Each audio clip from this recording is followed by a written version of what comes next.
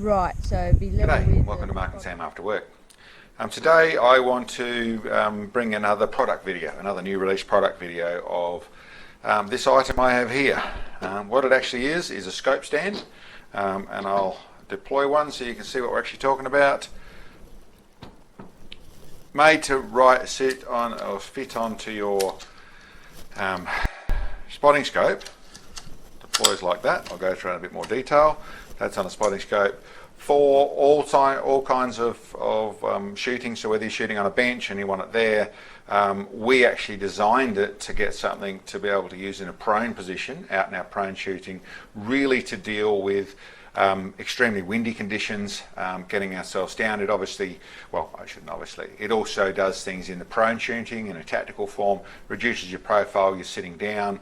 But really what we did it for was, or what I designed for, was something to help my spotter, Sam, to help her in buffeting wind conditions, where the scope gets moved around a lot and we're trying to get more stability. It also gets her down and out of the cold breeze, so it keeps her warmer and that side of things.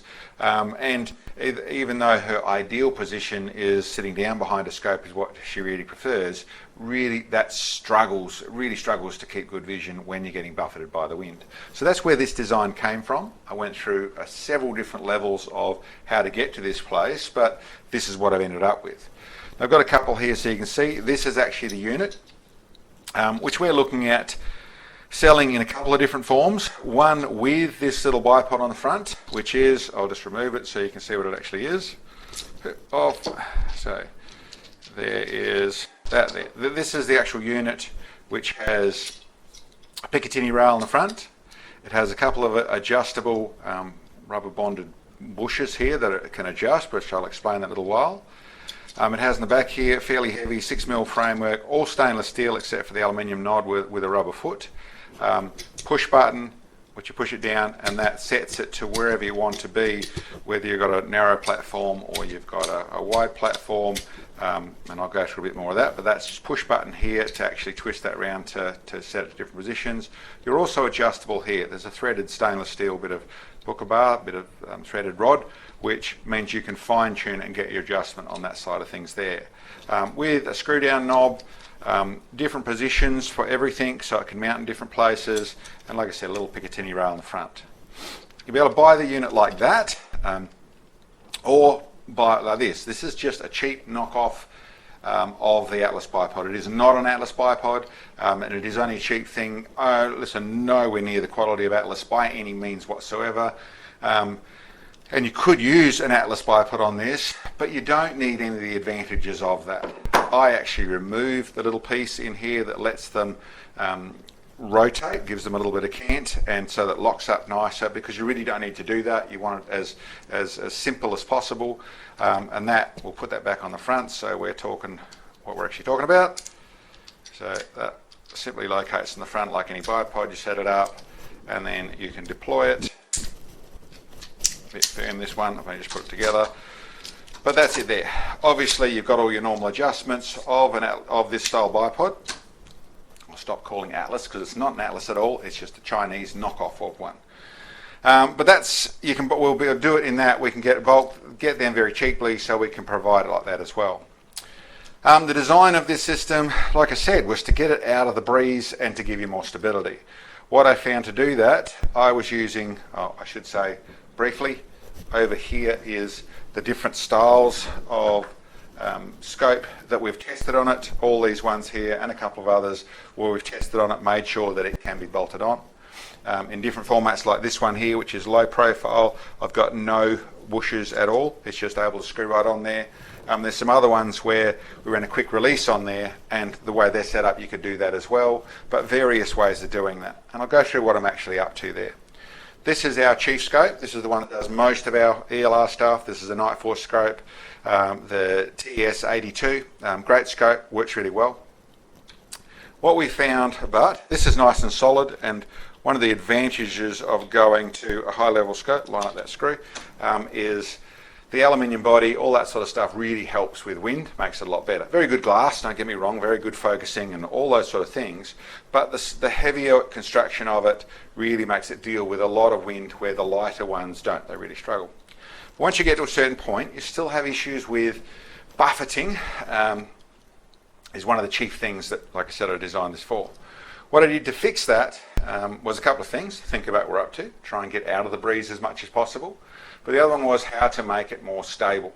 So obviously taking it off a easy swiveling around bipod or tripod that's up in the air, but also to take it from a one centre point location to, you can see these here, this one's adjustable at the rear, just up to tight, where it's actually connecting to its feet by 3 different points. So it makes this really nice and stable.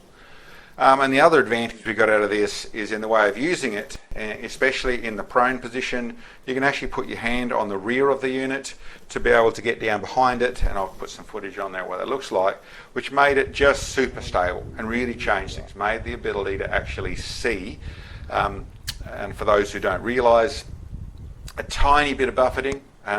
On a high power, you're looking at 3,000 metres or even 2,000 metres, 3,000 metres, that sort of stuff. Extreme long range. You're trying to see fine detail. You get a tiny bit of buffeting, especially at just the wrong time when you're trying to see where that bullet impacted. Whether it's missing the target, hitting the target, whatever it is, you're trying to see at that moment where you only get an instant of actual vision, and you get some buffeting at that time, you don't get to see things. It's almost hard to imagine, but the vision disappears. And it's not like a video where you can replay it and see what actually happened. This is that instant, and if you don't see it then, you don't see it. This gives numerous fashions of help on that form. One, you're more stable in its basic structure. It is really much more attached to the ground, both by the legs, being 3 legs out here through the whole platform, and this rubber that pushes back to the actual scope itself. 2, the fact that you can actually, with just a tiny bit of pressure from your hand, you can actually help stabilise it again. And of course the other feature is that you're just out of a lot of the breeze. Down where I am, the shooter is, I shouldn't say I am, where the shooter is, whoever is doing the shooting, we're generally a little bit more out of the breeze, and we've got a big rigid rifle with a scope on it, so we're not pushed around by that much. But the spotter, who is generally up to some form or other, is down out of that breeze as well. So it's a power of 10 the stability you're actually sort of getting by more stability in the structure, more strength in the structure, more control in the structure, plus out of the breeze as well. All works really well, and we're super happy with it. Yeah. This is also something we haven't used it for, but for guys who want to set it up on when they're shooting off the bench and want to have this is a very easy to deploy, easy setup where you really could put it next to you. You're sitting down, you're shooting, you want to be able to set this up, twist this unit around, loosen that off and twist it around to where the eyepiece is set up so you can look at it. Means that it's really down at a nice height. And another nice feature, depends on your bag that you've got to shoot things, but being able to fold that all away, and in most spotting cases be able to put, whether it's a separate bag and you want to put them together or just leave it like this, that becomes a very neat little structure to be able to move things with and all tucked away. For us, we are going to, or it is really has become part of our kit. As said, Sam, my spotter, is really happy sitting on her little bag and sitting up using this scope in a normal, it's got a ball head on top of a tripod, is how she's most comfortable shooting, spotting I should say.